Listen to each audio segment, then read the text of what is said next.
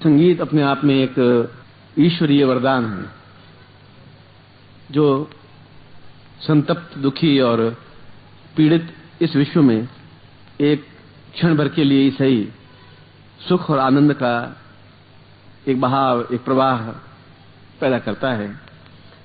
हम एक बार बहुत जोर से तालियां बजा करके इन दोनों का अभिनंदन करते हैं, स्वागत करते हैं, धन्यवाद देते हैं।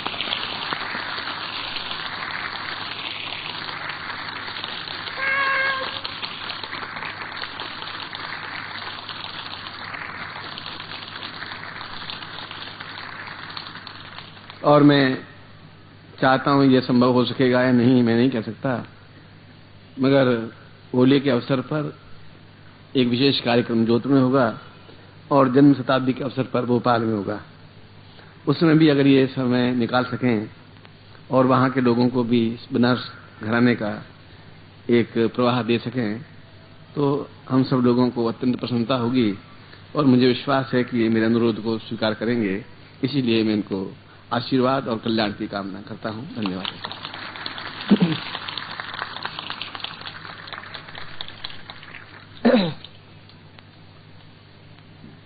मुझे घटना याद आ रही है, इसके साथ में उनका नाम भी अमरनाथ मिश्रा था, शायद आप लोग जानते होंगे।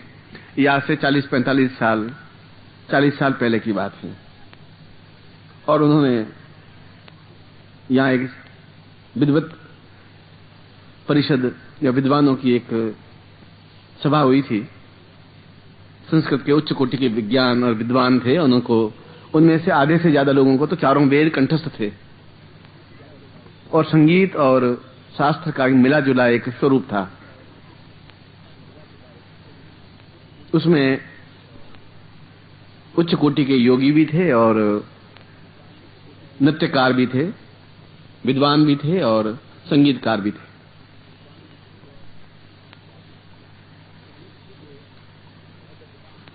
और यूनिवर्सिटी के हेड ऑफ डिपार्टमेंट संगीत के रहे हुए आगे जाकर वो सन्यासी बन गए।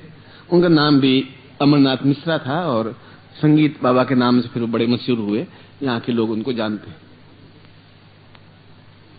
और ये मेरी आंखों देखी घटना है कि वे जिस समय मंच संभालते थे उनके शिष्य और वो, तो वे कुछ क्षणों के बाद, कुछ मिनटों के बाद उन्होंने गंधर्व साधना कर रखी थी और उनका मेरा परिचय 5-6 साल रहा। गंधर्व साधना किससे सीखी, कहां सीखी, मैं इसके विस्तार में तो नहीं जाना चाहता, मगर उन्होंने गंधर्व साधना इस प्रकार कर रखी थी कि कुछ मिनटों के बाद वे हारमोनियम, तबला, संगीत छोड़ देते थे और 1 घंटे भर तक वे तबला, हारमोनियम अपने आप बजते रहते थे, सितार बजते रहते थे और नृत्य होता रहता था। ऐसी स्थिति थी इस बनारस घराने की।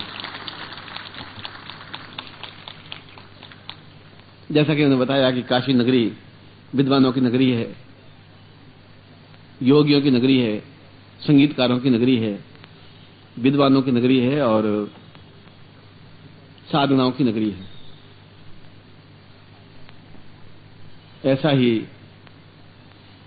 उनमें एक गंधर्व स्थापन हो जो देवताओं के संगीत के अधिष्ठाता हैं और वापिस वह विद्या, वापिस वह साधना इन लोगों के माध्यम से पुनर्जीवित हो सके कि उन साजों पर, चाहे वो हारमोनियम हो, चाहे सितार हो, चाहे ढोलक हो, चाहे मृदंग हो या और कुछ हो, उंगलियां लगाने की जरूरत ही नहीं पड़े और अपने आप में संगीत ध्वनि हो और नृत्यमय हो और आदमी बेसुध पागल सा हो जाए देखते हुए। ये विद्या एक वापस पुनर्जीवित हो और इनके माध्यम से ऐसी विद्या पुनर्जीवित हो सकती है। मैं एक बार फिर आप सब लोगों की तरफ से आज के आयोजन के लिए इनको आशीर्वाद देता हूं, इनकी कल्याण कामना करता हूं। आप जहां बैठे हुए हैं, यहाँ ये शहर बसा हुआ है, इस काशी के नीचे एक और काशी है, इस जमीन के नीचे एक और काशी है। और उस काशी में योगी, यति, सन्यासी, उच्च कोटि के तपस्वी और साधक निरंतर विचरण करते रहते हैं, क्योंकि काशी के 7 तल हैं। एक तल पर हम बैठे हैं जो पृथ्वी तल है, इसके नीचे एक दूसरा तल है, उसके नीचे एक तीसरा तल है, और 7 तलों तक तो कोई नहीं पहुंच पाया, मगर 3 तलों तक तो या 4 तलों तक तो लोग पहुंच पाए हैं। और दूसरे तल पर ही, दूसरे ऐसा ही स्थान पर जो जहां बैठे हैं, जहां पर काशी नगरी है, उसी के नीचे ठीक वैसे ही गंगा नदी और उच्च कोटि के योगी और सन्यासी निरंतर विचरण करते हुए, साधना करते हुए स्थित हैं।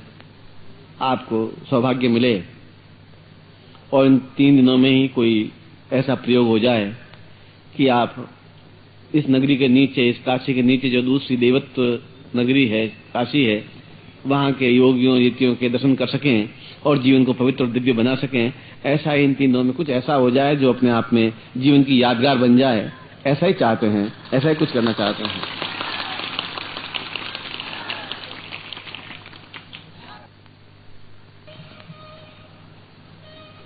कल का दिन भी अपने आप में महत्वपूर्ण दिवस है। भगवती पार्वती का दिवस है और परसों भगवान शिव का दिवस है और आज आपका और मेरा दिवस है। हम दोनों आमने सामने बैठे हुए हैं। इसलिए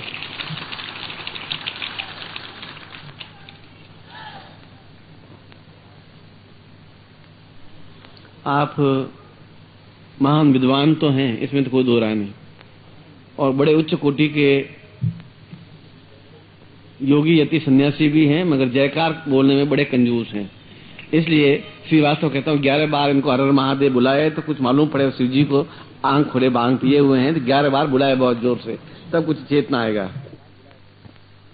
और आप सभी अपने आप में पूर्ण समर्पित शिष्य हैं। आप अपने आप को पहचानते नहीं हैं। मैं कई बार अपने प्रवचनों में कह चुका हूं कि जिस दिन आप अपने आप को पहचान लेंगे, उस दिन इस देश में एक नई सृष्टि का निर्माण हो सकेगा, एक नवीन चेतना पैदा हो सकेगी, एक नवीन प्रफुल्लता पैदा हो सकेगी और यह भारतवर्ष एहसास कर सकेगा कि साधना के क्षेत्र में, संगीत के क्षेत्र में, कला के क्षेत्र में, श्रेष्ठता के क्षेत्र में आज भी संसार में अद्वितीय है। केवल उछल कूद करने से और नृत्य करने से, जो कि बाहर से आकर के, और डिस्को और डांस और कमर मटकाना, कूदे मटकाना, ये तो कोई भी हम में से खड़े होके थोड़ी सी भांग पी ले तो करने लग जाएंगे। उसमें कोई लंबी चौड़ी बात नहीं है, ये तो छोटी सी बात है। एक गिलास भांग पिला दी तो उससे अच्छा डिस्को आप कर सकते हैं। कुछ पता ही नहीं, ना धोती का पता पड़ेगा, ना कुर्तों का पता पड़ेगा। ऐसा डिस्को संसार में देखा ही नहीं होगा कि ऐसा डिस्को आपको हो जाएगा। और आपको पिलानी है, एक दिन शिवरात्रि के दिन पिलाएंगे कि भगवान शिव में बन सकें और साक्षात जैसे भगवान पैदा किया वैसे वैसे खड़े होके हो जाए, ऐसा ही हो जाए।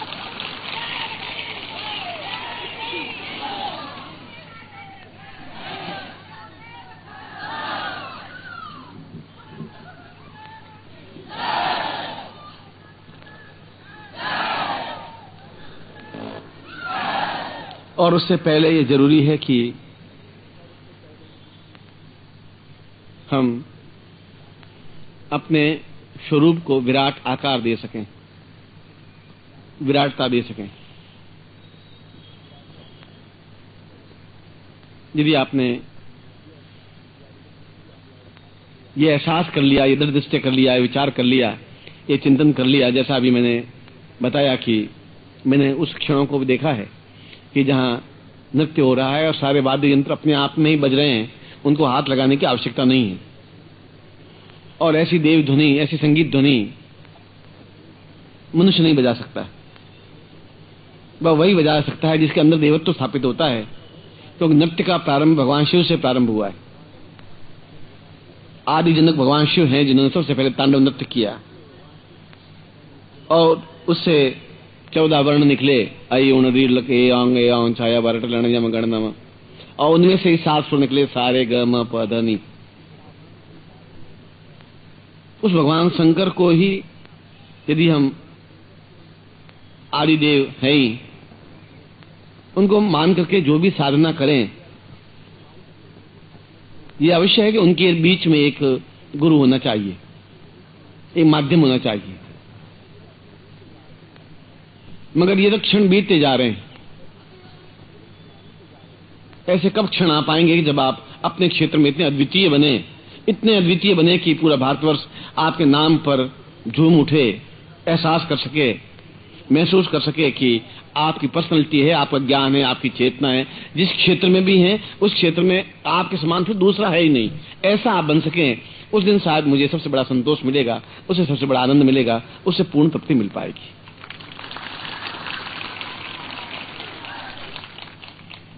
मगर ये हमारा दुर्भाग्य है कि हम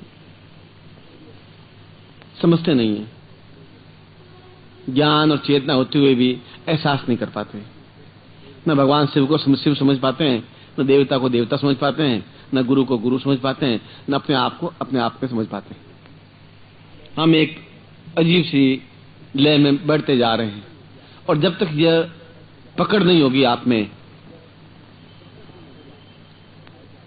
जब तक आप में ये चेतना नहीं हो पाएगी। आपने अभी संगीत में एक बात गहराई से सूक्ष्मता से नोट की होगी, तो उनको भी शायद इतना एहसास हो या नहीं हो, मगर उन्होंने नृत्य से पहले वाद्य यंत्रों को प्रणाम किया, उस हारमोनियम को भी, उस संगीत के दूसरे यंत्रों को भी जो बेजान है, इसलिए कि उनके आधार पर नृत्य प्रारंभ हो सके।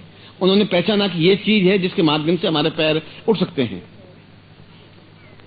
और जो पैर 1 इंच उठ सकते हैं वो 1 फुट भी उठ सकते हैं, 10 फुट भी उठ सकते हैं, 1000 फुट भी उठ सकते हैं, और पूरे आकाश में एक स्थान से दूसरे स्थान पर भी जा सकते हैं। वह एक छोटी सी चीज है, बहुत बड़ी चीज नहीं है, मगर तब हो पाएगा जब आप इस चीज की गहराई के साथ समझ पाएंगे। जब आप गुरु को समझ पाएंगे तो गुरु ज्ञान दे सकेगा। जब आप अपने आप को एक तृष्णा, एक प्यास, एक ललक, एक तड़फ आप में पैदा होगी तो आप प्राप्त कर पाएंगे, सीख पाएंगे। जब तक वो तड़फ पैदा नहीं हो सकती तब तक आप में कोई ज्ञान, कोई चेतना पूर्णता के साथ नहीं आ सकती। गाना और साधना में बैठ जाना यह एक प्रवृत्ति है, मगर यह अपने आप में पूर्णता नहीं है, दिव्यता नहीं है। ऐसा होना चाहिए कि आप हैं तो फिर आप है, सूर्य है तो फिर सूर्य है। 2 सूर्य आकाश में हो ही नहीं सकते। आप जैसा फिर आप ही हो। और ऐसा अगर आज से 40 साल पहले हो सकता था तो आज भी हो सकता है। और यदि उस साधना को वापस रिपीट किया जाए तो ऐसा करके संगीत मंच पर दिखाया जा सकता है। यदि आपको दिखाऊंगा अवश्य कि आप देखें कि कितना देवी धुनी क्या होती है, वाद्य धुनी क्या होती है, एहसास कर सकते हैं। संगीत क्या होता है वह मैं आपको समझाऊंगा, वह चेतना दूंगा, वह बताऊंगा आपको। और आप कब बताऊंगा या आप कब बताएंगे? तब बताएंगे जब आप उसको समझने की क्षमता हो पाएगी। बस साधना तब आप समझ पाएंगे जब साधना को ग्रास्पिंग करने की, पकड़ने की, अपने अंदर उतारने की आप में क्षमता प्राप्त हो पाएगी। मैं सुबह भी अपने प्रश्न में कहा था कि गुरु मिल जाए और आप रुक जाएं, गुरु आप देख लें और आपके हृदय गदगद नहीं हो जाएं, कंठ अवरुद्ध नहीं हो जाए, आंखों में सांसों की धार बहने नहीं लग जाए, आप लिपट नहीं जाएं, आप पागल नहीं हो जाएं, बेसुध नहीं हो जाएं, आप ललक करके एक दूसरे से मिल नहीं जाएं, तब से गुरु और शिष्य कुछ होता ही नहीं। श्रीवास्तव ने सुबह कहा कि आपके गुरु के बीच में तो हवा भी नहीं होनी चाहिए, और आपके मेरे बीच में तो कई फुटों की दूरी है। ऐसे शिष्य ऐसे गुरु नहीं बन सकते। गुरु देना चाहे भी तो शिष्य कहां से प्राप्त कर पाएगा जहां बीच में सैकड़ों प्रकार के अवरुद्ध हैं, जहां 12 फुट की, 50 फुट की, 100 फुट की दूरी है। ये दूरी आपकी ना समझी की है। गुरु की कमी नहीं है, इसलिए कमी नहीं है मुझे अपने आप के बारे में ज्ञान है। मैं अपने आप को समझ सकता हूं कि मैं क्या हूं। मैंने सुबह भी कहा कि मैं कोई बहुत महापुरुष नहीं हूं, योगी नहीं हूं, सन्यासी नहीं हूं, या कुछ भी नहीं हूं, मगर कुछ हूं। इस बात का तो मुझे एहसास है, इस बात का गर्व है, और इस गर्व को आप मेरे मिटा नहीं सकते, तो संसार में कोई व्यक्ति नहीं मिटा सकता।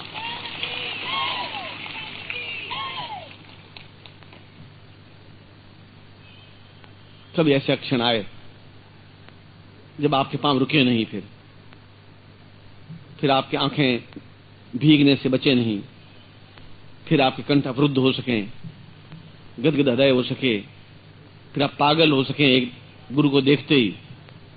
जब आप इतनी तड़फ, इतनी प्यास, इतनी बेचैनी पैदा हो जाए कि एक क्षण भी उसके बिना रह नहीं सकें, जिस क्षण ऐसा हो जाएगा उस दिन सही अर्थों में आप साधक बन सकेंगे, उस दिन आप सही अर्थों में शिष्य बन सकेंगे। उससे पहले आप शिष्य नहीं बन सकते, केवल जिज्ञासु बन सकते हैं। क्योंकि ये साधना एक कला है, ये साधना अपने अंदर उतारने की विद्या है। इसलिए मंच पर इतने वर्षों से सीखने के बाद भी यदि कुछ प्राप्त नहीं हो पाता तो मैं समझता हूं मेरी तरफ से कोई न्यूनता नहीं है, मैं तो पूरी तरह से देता हूं। आप एक सामान्य व्यक्ति समझ करके कि एक धोती कुर्ता पहना हुआ व्यक्ति सामने बैठा है और एक सामान्य रूप से लेकर के चले जाते हैं जैसे कथा सुनते हुए। आपके अंदर के तार झंकृत होने चाहिए, आपके अंदर के प्राणों के स्पंदन होने चाहिए, आपके अंदर एक ललक होनी चाहिए, एक बेचैनी होनी चाहिए, तड़प होनी चाहिए।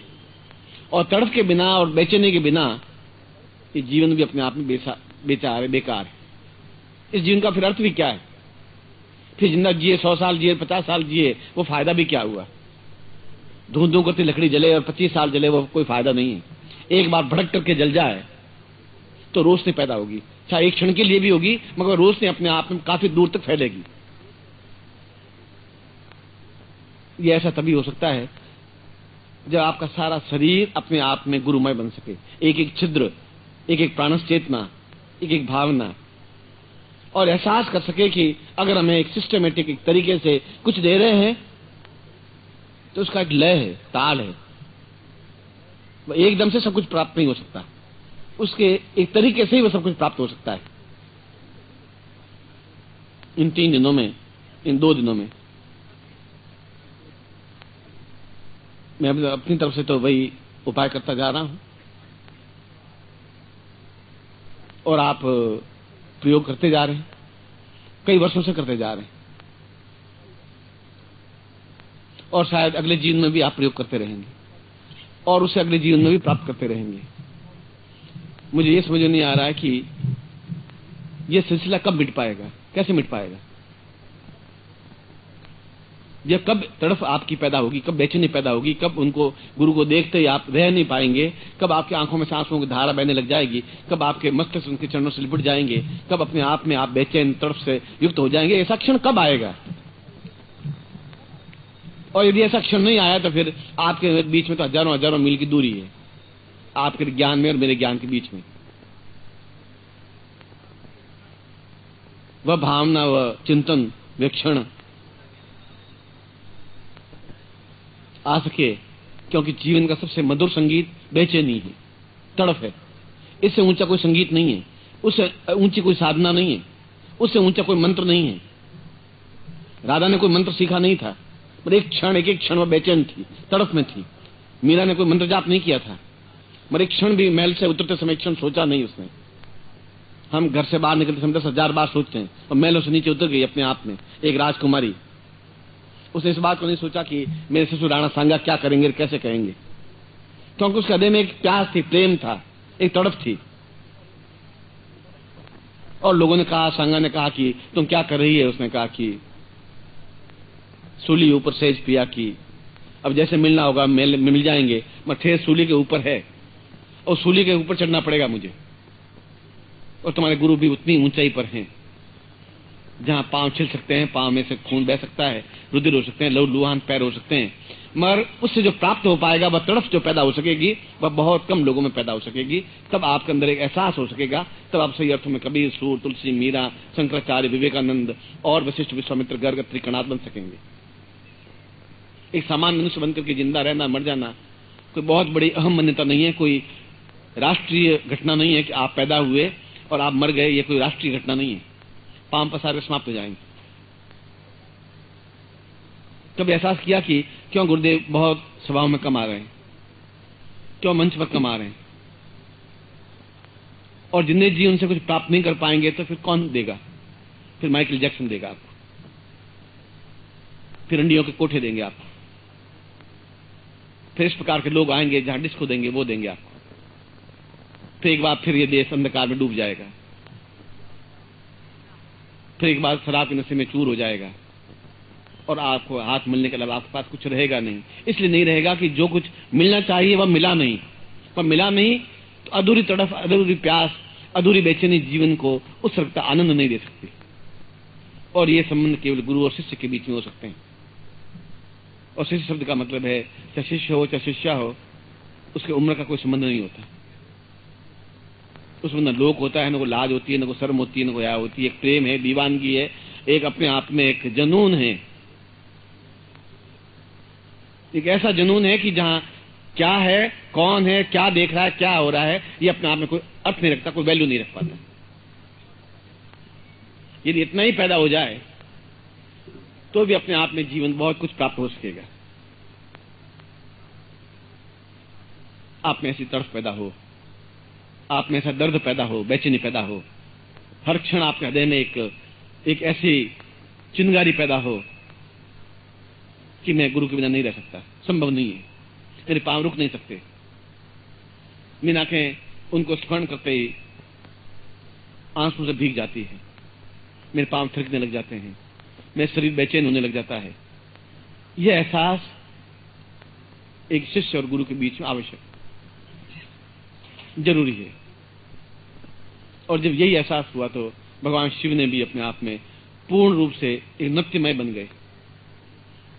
ये एहसास नहीं किया कि लोग क्या कहेंगे, क्या देखेंगे, सांप है कि खप्पर हाथ में है कि राख है कि भस्मी है, क्या है, इस बात को एहसास नहीं किया। उन्होंने ये नहीं सोचा कि मैं बैठ के कुछ कमाऊं और कुछ पैसे जोड़ करके फिर मर जाऊं, ऐसा नहीं सोचा उन्होंने।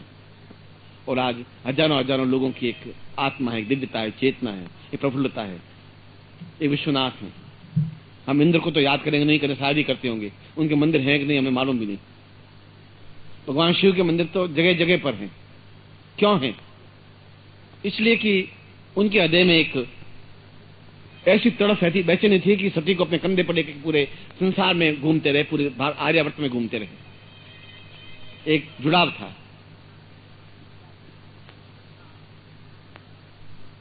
वह जीवन का आनंद है। उस आनंद को कभी आप अनुभव करें। जिसने दर्द एहसास ही नहीं किया वह जीवन जिया ही नहीं, सांस ली। जिसने हृदय में बेचैनी पाली नहीं, जिसके पांव थिरके नहीं, जिसके गले में बुरे शब्द अटक करके रहा नहीं, जिसकी आंखें नम हुई नहीं, वह जीवन भी अपने आप में जीवन कुछ नहीं है। वह तो एक ढोने के समान है जो ढोए जा रहे हैं आप, और ढोते रहेंगे। जो देश का चारों तरफ का वातावरण है वह आप देखते जा रहे हैं, उनसे हमें कोई लेन देन नहीं, वह एक अलग क्षेत्र है। मगर इसका मतलब यह नहीं है कि हम साधक हैं ही नहीं, वह एक अलग क्षेत्र है। यहां हम साधक हैं, यहां हम साधक हैं और अपनी तरफ से पूर्णता प्राप्त करने के लिए इच्छुक हैं। इसलिए मैं दीक्षाओं के माध्यम से, प्रयोगों के माध्यम से, विशेष दीक्षाओं के माध्यम से वही कार्य करता आ रहा हूं कि कभी न कभी तो ये चिंगारी पैदा हो। अगर एक बार चिंगारी पैदा हो जाएगी तो आग की लपट अपने आप उठ जाएगी। एक बार बेचैनी का दर्द पैदा हो जाए, एक बार हो जाए, बस खत्म हो जाए तो फिर अपने आप में खुमारी में डूब जाएगा। एहसास होने लग जाएगा कि कुछ है, मेरे गुरु के बीच में कुछ संबंध है जहां मैं रह नहीं पा रहा हूं। क्यों नहीं रह पा रहा हूं इसका कुछ पता नहीं है। क्यों उनको याद करते ही गला रुक जाता है, कुछ मुझे पता नहीं है। ये पता है कि ये संसार अपने आप में उनको याद करने के बाद में सब बेकार सा लगता है। चलते हैं, जीवन तो चलता रहता है, चलेगा भी। पत्नी भी होगी, पुत्र भी होंगे, बंधु बांधव भी होंगे, धन भी होगा और फूलों की मालाएं भी होगी, सब कुछ होगा। मगर अंदर रस नहीं है, प्राण चेतना नहीं है, लिपटने की क्रिया नहीं है, झूमने की क्रिया नहीं है। और अगर ये नहीं है तो फिर जीवन में कुछ नहीं है। क्योंकि आप भोजन करने के बाद में तो मल ही त्याग करेंगे, चाहे हलवा खा लें चाहे रोटी खा लें, वो मल ही बनता है।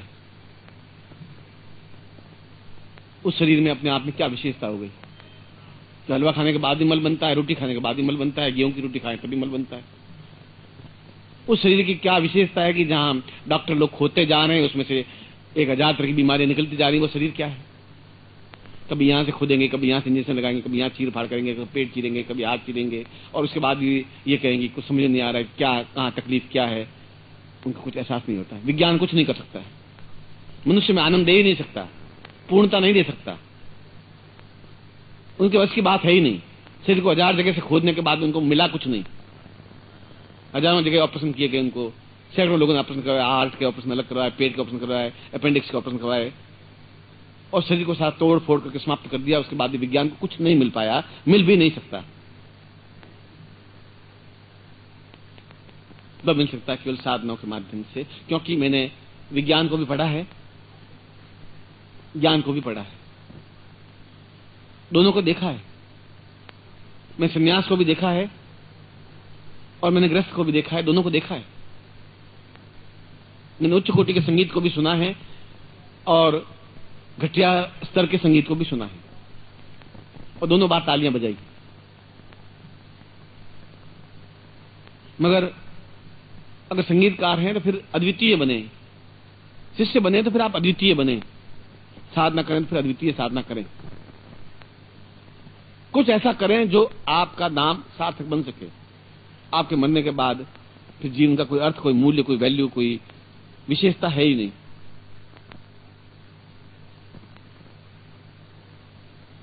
मगर ये इस मृत्यु के भय को हम कब समाप्त कर पाएंगे? और मृत्यु के भय को समाप्त करने के लिए आपके पास कोई साधन नहीं है। आपने पिस्तौल बनाया तो उन्होंने राइफल बना दी, उन्होंने राइफल बनाई तो उन्होंने बम बना दिया, उन्होंने बम बनाया तो आपने मिसाइल बना दी। भय कहां मिटा? निर्भय कहां बने? और ये भय तो दिनों दिन आपके संतान को इससे 10,000 गुना ज्यादा होगा कि बाजार जाते समय 10,000 सोचना पड़ेगा आने वाले समय में आप उनको क्या दे के जाएंगे, क्योंकि विज्ञान दे नहीं पा रहा है कुछ। ये आप सब देख रहे हैं। आज दिन भर जो मैंने तो यहां पर लोगों ने मुझे बताया कि इसके पास 25 अंगरक्षक लेके साथ चलता है, ये 20 लेके चलता है।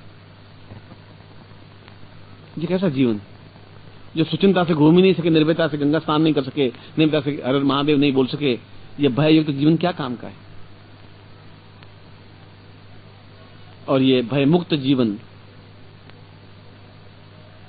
निर्भय जीवन केवल काल पुरुष साधना के माध्यम से आ सकता है।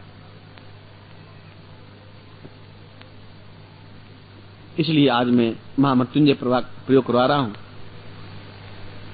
तो कल मैं उस प्रयोग को भी करवाऊंगा जो यहां की नगरी का एक रक्षक काल भैरव हैं। भगवान विश्वनाथ के दर्शन तब तक अधूरे कहे जाते हैं जब तक काल भैरव के दर्शन पूर्णता से नहीं किए जाते।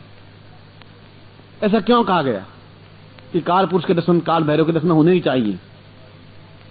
जब तक वो नहीं होगा तब तक आदमी निर्भय नहीं बन सकता, और दर्शन से आप निर्भय नहीं बन सकते।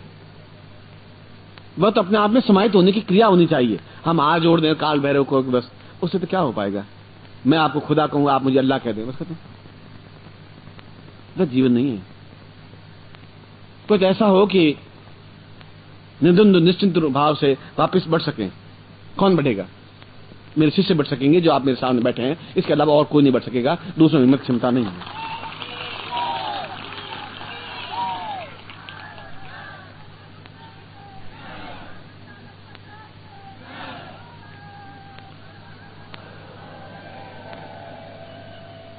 और जब आप बढ़ सकेंगे तो आगे देश भी, आगे का समाज भी बढ़ सकेगा। बाकी मुझे मेरे शब्द तो गुंजित रहेंगे। आने वाला समय अपने आप में एक बेचैनी भरा, दुख भरा, दर्द भरा, कष्ट भरा, भय युक्त, चिंता युक्त सा है, जहां आनंद नहीं है, जहां मस्ती नहीं है। आपने खुद 10 साल पहले का जीवन, आज का जीवन आपको देख लें, कितना बड़ा परिवर्तन हो गया है। मैं नेहरू जी के टाइम को देखा है जहां कोई अंगरक्षक था ही नहीं, आनंद के साथ गांधी जी को देखा है, बिल्कुल बिना अंगरक्षक के चलते थे। कुल 40 साल पहले की बात है, 45 साल पहले की बात। और आज एक एमएलए भी है तो 10 अंगरक्षक साथ में लिए हुए, राइफल लिए हुए चलते हैं तो बाहर निकल पाता है। एक 40 साल में कितना बड़ा परिवर्तन हो गया है। ये एक भय युक्त समाज बन गया है जो भय मुक्त था, और इसको वापस कैसे परिवर्तन कर सकते हैं? और वह तब हो सकता है जब हम उस साधनाओं को करें जो हमारे पूर्वजों ने दी है। यह एक छोटी साधना नहीं है,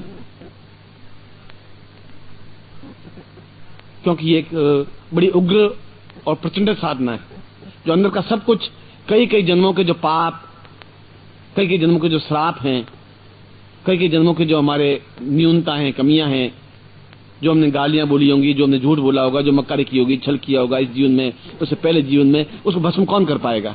और वो समाप्त नहीं होगा तब तक हम स्वच्छ कैसे बन सकेंगे?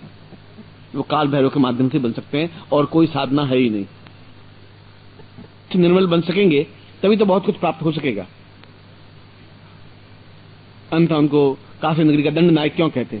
काल भैरव को ऐसा क्यों कहते? विश्वनाथ के दर्शन करें तो काल भैरव के दर्शन करने अनिवार्य हैं, उसके बिना जीवन निर्द्वंद नहीं बन सकता। तो भगवान शिव के दर्शन करने से निर्द्वंद नहीं बन सकता। काल भैरव को बीच में क्यों लाए वो?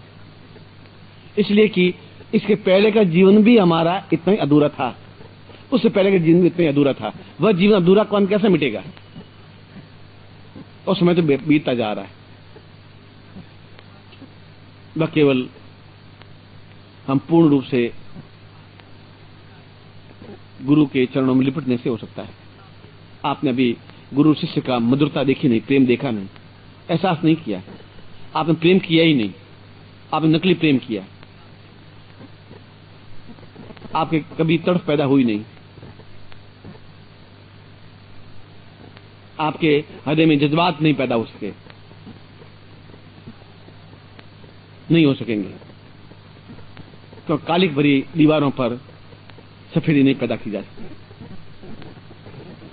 और मैं वही प्रयत्न करता जा रहा हूं, उसी के लिए आपको बार बार बुला रहा हूं। शायद चिंगारी पैदा हो जाए, और मुझे उम्मीद है कि चिंगारी पैदा होगी ही होगी, हर हालत में होगी, क्योंकि मैं ऐसा करूंगा ही।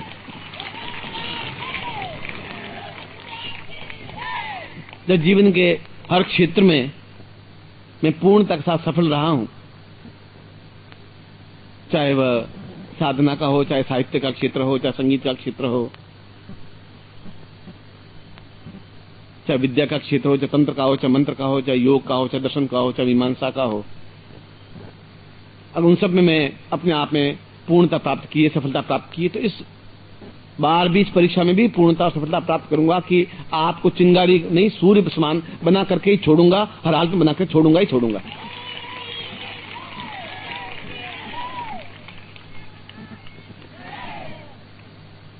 कमी आती है तो आपका हृदय का एक भय मुक्त जीवन नहीं बन पाता कि गुरु जा रहे हैं और एकदम से दौड़ के लिपट जाए, वो हो नहीं पा रहा है, क्योंकि आपने गुरु को समझा ही नहीं। मैं कह रहा हूं आप अपने आप को ही नहीं समझा तो गुरु को तो कहां से समझेंगे आप? भगवान शिव को समझने के लिए तो बहुत समय लगेगा। फिर भी इन 3 दिनों में मैं इस महामृत्युंजय प्रयोग को भी और कल सुबह काल भैरव प्रयोग को भी, और आज तक काल भैरव प्रयोग करवाया नहीं, पिछली बार भी नहीं करवाया, क्योंकि 52 भैरव 1-2 नहीं, ये काल भैरव है, रूरू भैरव है, चैतन्य भैरव है। उसको शरीर में समाहित कर देना तो या तो अंदर दोष रहेगा, श्राप रहेगा, पूर्व जीवन के पाप रहेंगे, या फिर अंदर भैरव स्थापन होंगे। और भैरव का मतलब है सबको स्वच्छ कर देना, गंदगी को निकाल करके साफ कर देना, अपने आप निर्मल बना देना, जहां सबको देने की क्षमता पैदा हो सके। और जब मैं दूंगा तो फिर दोपहर को दे पाऊंगा, शाम को दे पाऊंगा, परसों सुबह दे पाऊंगा और परसों शाम को दे पाऊंगा। क्योंकि मैंने सुबह प्रवचन में यही बात कही थी कि मैं इस बार देने के लिए आया ही हूं, हर बार आता हूं। इस बार भी ऐसा करता हूं कि आपको इस बार के लिए सन्नद्ध करना जरूरी है। स्टेज पर खड़ा होकर नाचने के लिए कटिबद्ध करना जरूरी है, आपके पांव में थिरकन देना जरूरी है, आपके हृदय में बेचैनी पैदा करनी जरूरी है, आपके अंदर पूरा पूरा कारपुरुष उतारना जरूरी है। और जब वही उतर गया तो फिर यमराज कहां से आएगा? फिर गोलियां कौन से कारखाने बनेगी जो आपके सीने को छल नहीं कर सके? फिर भय कहां से आ पाएगा? फिर कहीं गड़बड़ नहीं हो सकती, फिर निर्भीकता से विचरण कर सकते हैं, फिर मृत्यु हमारे पास फटक नहीं सकती, फिर जीवन का एक आनंद पैदा हो सकेगा, क्योंकि हम काल को पकड़ सकेंगे। और यह विशेष दीक्षाओं के माध्यम से ही संभव है। रास्ता यही है, आज भी, आज से 500 साल बाद भी, और आज से 2000 साल पहले भी रास्ता यही था। वशिष्ठ ने भी अपनी पत्नी को दीक्षा ही दी थी। अरुण ने कहा कि मैं ब्रह्म को जानना चाहती हूं और मैं आपकी पत्नी हूं और 50 साल आपके साथ सेवा की है एक पति के रूप में, उनका पति के रूप में सेवा की है। तुमने मुझे गुरु नहीं माना, आज गुरु नहीं माना तो मैं आपको दीक्षा दे ही नहीं सकता। तुम पहले शिष्य बनना पड़ेगा तुम्हें, और तुम शिष्य बनोगी तो मैं आपके अंदर वह ज्ञान, वह चेतना, वह काल पुरुष स्थापित कर सकूंगा, जहां आपका हृदय पूर्णता के साथ में मेरे साथ जुड़ सकेगा, गुरु शिष्य के रूप में, पति पत्नी के रूप में नहीं। तो ये दीक्षा तो आज से 25,000 50,000 साल पहले भी थी, कोई नया ही कोई उपक्रम नहीं है ये। सुबह मैंने बताया कि समुद्र में 1000 नदियां मिल जाएं तो समुद्र पूर्ण होता है, और 1000 नदियां निकल जाएं तभी समुद्र पूर्ण नहीं होता है। समुद्र पूर्ण है तो पूर्ण ही रहेगा। नदियां सूख सकती हैं, गंगा सूख सकती है, यमुना सूख सकती है, सरस्वती सूख सकती है, और बाकी नदियां सूख सकती हैं। नदी का पानी कम हो सकता है, पर समुद्र का पानी कम नहीं हो पाएगा, और मर्यादा का उल्लंघन भी नहीं कर पाएगा। जिस क्षण समुद्र मर्यादा का उल्लंघन किया, उस दिन मद्रास डूब जाएगा, बम्बई डूब जाएगा। एक क्षण लगेगा उसमें, थोड़ा सा 20 फुट आगे बढ़ जाए, बस खत्म, समुद्र इतना ही करना है उसको। इसलिए एक एक क्षण को पहचानने की आवश्यकता है, क्योंकि उतनी तपश्चर्या का वेग आपके पास प्राप्त होना चाहिए, और उतना वेग तब पैदा हो सकेगा जब 1000 वाट के एकदम से रोशनी आपके अंदर उतार जा सके। वह दीक्षाओं के माध्यम से संभव हो पाएगी, विशेष दीक्षाओं के माध्यम से संभव हो पाएगी। होना चाहिए देने वाला व्यक्तित्व, वह कठिन। लेने वाला तो फिर भी मिल जाएगा, आज से 10 साल बाद भी। देने वाला मिलेगा कि नहीं मिलेगा, इसका कुछ कहा नहीं जा सकता। और वह अगर नहीं होगा तो आप खुद देख लें कि 40 साल बाद, 30 साल के अंतराल में देश का क्या भविष्य बना। हम कहां थे, कहां खड़े हो गए हैं, और 30 साल बाद कहां खड़े होंगे। हमारे आने वाली पीढ़ियां कहां खड़ी हो पाएंगी, किस भावभूमि पर खड़ी हो पाएंगी, कौन से गुरु उनके सामने खड़े हो पाएंगे, कुछ पता नहीं चलता। इसलिए आपके पास समय है, वक्त है, आपके पास समर्थ गुरु है, और आप समर्थ शिष्य हैं।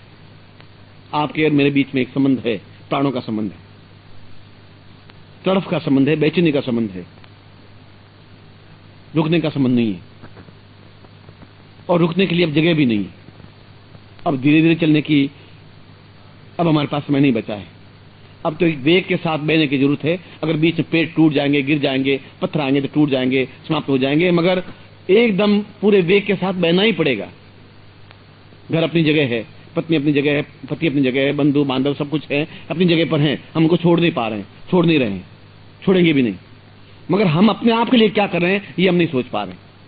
और अगर वह नहीं है तो पांव पसार के मर जाना में कोई बहुत बहादुरी नहीं है। कोई राष्ट्र आपके सामने झंडे नहीं झुका देगा, कोई बहुत बड़ी दुर्घटना या घटना नहीं घटित हो जाएगी।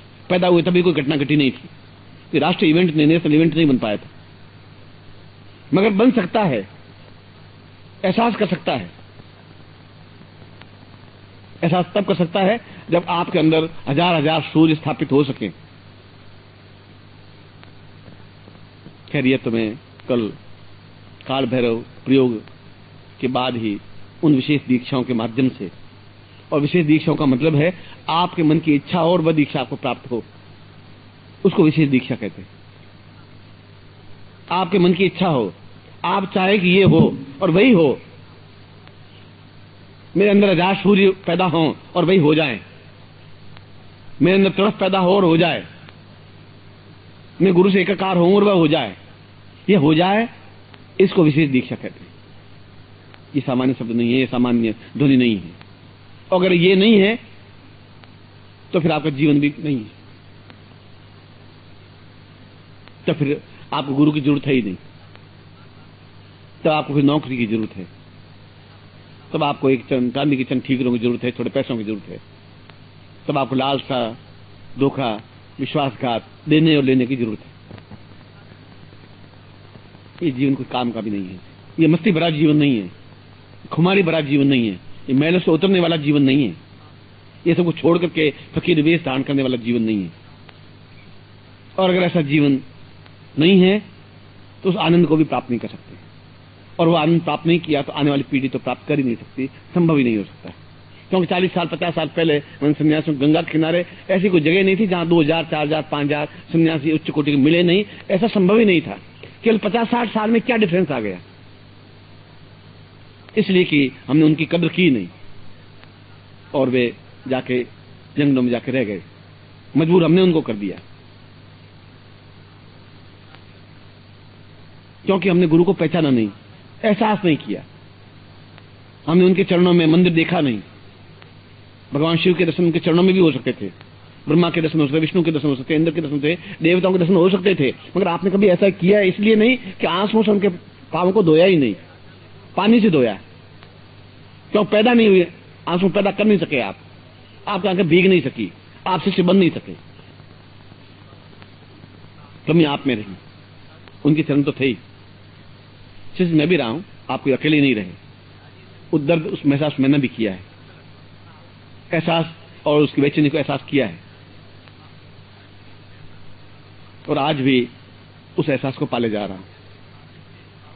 ऐसा बेचैनी, ऐसी चीज वह सबको देने के लिए तैयार है, और आपके पांव छिटक रहे, रुक रहे। मैं बड़ा आश्चर्यचकित हो जाता हूं कि इनको दूं, कल क्या दूंगा मैं परसों दूंगा क्या?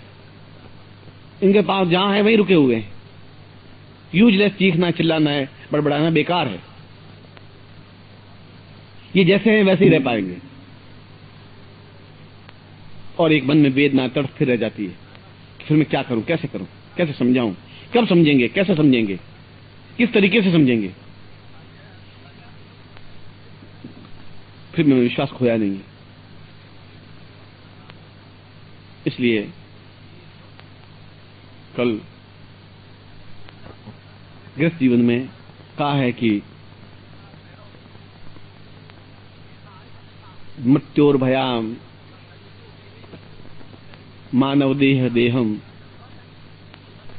कालोवताम धैर्य नित्य रूपम न दीयते मृणमते म्रियते कदापि गुरोर वदाम वचनम च मिथ्यम।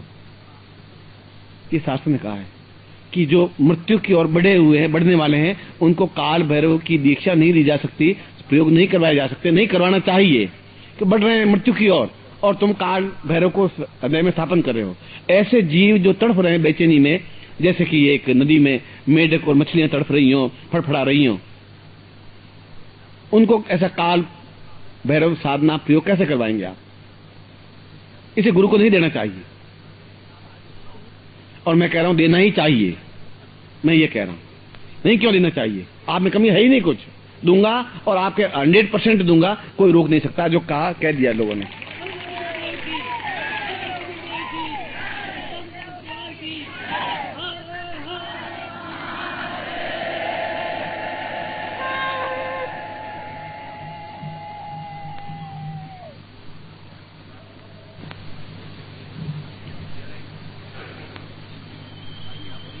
हमारा देश भगवान के भरोसे जिंदा है, भगवान सब ठीक करेंगे, और आपका भी ठीक करेंगे। कोशिश करें या नहीं करें, भगवान सब ठीक कर देंगे। लड़की शादी होनी है, भगवान सब शादी कर देंगे। बस ज्ञान आना है, भगवान अपने आप दे देंगे। भगवान आए नहीं आए, मृत्यु तो जरूर आ जाएगी, कुछ समय बाद तो जरूर आ जाएगी, मगर आवे ही नहीं। उसके लिए हम काशी में इकट्ठे हुए, एकत्र हुए हैं, कई वर्षों बाद, काफी समय बाद, और जबरदस्ती यहाँ साधनाएं शिविर लगवाया, जबरदस्ती लगवाया। यहाँ लगवाने की जरूरत नहीं थी, ओंकारेश्वर की जगह थी, वहां लगाना था, वहां तैयारी हो चुकी थी, वहां पैसे भरे जा चुके थे टेंट के और स्थान के। यहाँ पर तो जबरदस्ती टेलीफोन करके मैंने कहा कि नहीं, काशी में ही शिविर लगाना है। ये फोर्स इन आयोजकों को मैंने कहा, उसके पीछे कोई अर्थ था, कोई तर्क था कि इस बार मुझे उनको को देना ही है, और वह काशी नगरी में ही दी जा सकती है। काल भैरव प्रयोग यहीं करवाया जा सकता है, यहीं पर भगवान शिव को पूरे शरीर में अंदर स्थापन किया जा सकता है। वह भी करूंगा, बताऊंगा कि यह शरीर अपने आप में अत्यंत आकाश को छू सके और जमीन में गट सके, उस जगह जा सके जहां काशी नगरी के नीचे काशी नगरी है, वहां जाके उन योगियों, यतियों, सन्यासियों को देख सके, एहसास कर सके। वह प्रयोग भी करवाऊंगा यदि आप में क्षमता होगी, और क्षमता का मतलब आपके मेरे संबंध इतने प्रगाढ़ हो सके जो मैंने कहा। रोकेंगे आपको मेरे पास आने के लिए, कई रोकेंगे, कई बाधाएं आएंगी, इससे 1000 गुनी बाधाएं आए। बाधाएं हैं इसलिए कि आए और आप हैं इसलिए कि वह कार्य करें जो आप चाहते हैं। उन बाधाओं से घबराने से कैसे काम चलेगा? इसलिए मैं आपको पहले प्रयोग संपन्न करवा देता हूं, महामृत्युंजय प्रयोग। इसलिए कि आप जहां बैठे वहीं प्रयोग कर लें। फिर मैं दीक्षा दूंगा, उसके बाद विशेष दीक्षा दूंगा, उसके बाद सांकरी दीक्षा। आपने अर्थ समझा नहीं सांकरी दीक्षा का कि यह कितनी उच्च कोटि की दीक्षा है। इसकी कोई चिंता मुझे नहीं है। आप नहीं समझें इस बात को तो मुझे विश्वास था कि आप नहीं समझेंगे। यह कोई अनहोनी घटना नहीं है। जिस दिन आप समझ लेंगे उस दिन बड़ा आश्चर्यचकित हो जाएगा कि ये क्या हो गया, ये अंदर सब लावा कैसे फूट गया, ये समझ कैसे गए इतने जल्दी। उस दिन आश्चर्यचकित होऊंगा। अचंबा उस दिन होगा, आज नहीं हुआ, आज कुछ होगा भी नहीं। इसलिए मैं उस प्रयोग को संपन्न करवा रहा हूं। अपने जो पैकेट है आप खोल दें और अपने सामने रख दें। पुनः एक बार भगवान शिव का स्मरण करते हैं।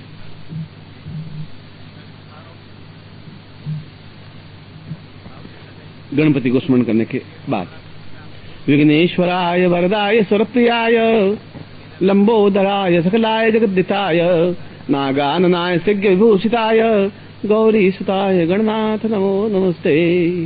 भगवान गणपति ये 3 दिन हमारे ऐसे दें कि 3000 वर्ष बन सकें। जो गुरुदेव ने कहा है वह सब कुछ बन सके, हम ऐसे बन सकें, ऐसे से बन सकें, उनकी तड़फ को मिटा सकें, उनकी इच्छाओं को पूर्ति कर सकें। जो हमारे लिए अपने आप को बलिदान करने के लिए तैयार बैठा है वह हम प्राप्त कर सकें। ऐसा ही चिंतन भगवान विश्वनाथ से भी करता हूं कि वह आपको आशीर्वाद दे, आपके अंदर ज्योत पैदा करे, एक रोशनी पैदा करे, एक ज्ञान पैदा करे कि आप उसको ग्रास्पिंग कर सकें, ले सकें और सफलता प्राप्त कर सकें। इस विश्वास के सहारे मैं आपको आशीर्वाद देता हूं, आपकी कल्याण कामना करता हूं। श्रीमन महागणाधिपते मां लक्ष्मी नारायणाभ्यान मां उमा महेश्वराभ्यान मां सचिवृंद्राभ्यान मां मात्र पितृ चरण कमलेभ्यो नमः इष्ट देवताभ्यो नमः कुल देवताभ्यो नमः ग्राम देवताभ्यो नमः स्थान देवताभ्यो नमः वास देवताभ्यो नमः वाणी गर्भाभ्यान नमः त्रिपुराभ्यान नमः सर्वेभ्यो देवेभ्यो नमः सर्वेभ्यो ब्राह्मणेभ्यो नमो नमः। तत्रादौ संकल्पं कुर्यात्। ओम भारतवर्षे खंडे जम्मूद्वीपे शालिवांसा के बोद्धावते फाल्गुन मासे कृष्ण पक्षे यास्तु एकादश्यायाम रात्रो सा पूर्णता एतो स्वानम सकृति कल्याणताम महामृत्युंजय प्रयोग ग्रंथ पूर्वात स्वादितभ्यम इदमृत्यमातभ्यम समर्पयेता। छोड़ दीजिए। तत्रादु एतोस्मानं सा दीर्घं सपात्रा संपात्रा छेदनानीता पूर्वा एतो स्वरम सांगतभ्यम समर्पयेतः। जो पास यंत्र हैं, जो गुटिकाएं हैं, वो आप एक साथ ले सकें। यंत्र दीजिए और उसके ऊपर जो गुटिकाएं हैं वो रखिए। जो प्रयोग कर रहे हैं मैं उनकी बात कर रहा हूं। और दोनों हाथों में लेकर के आप मेरे सामने देखें।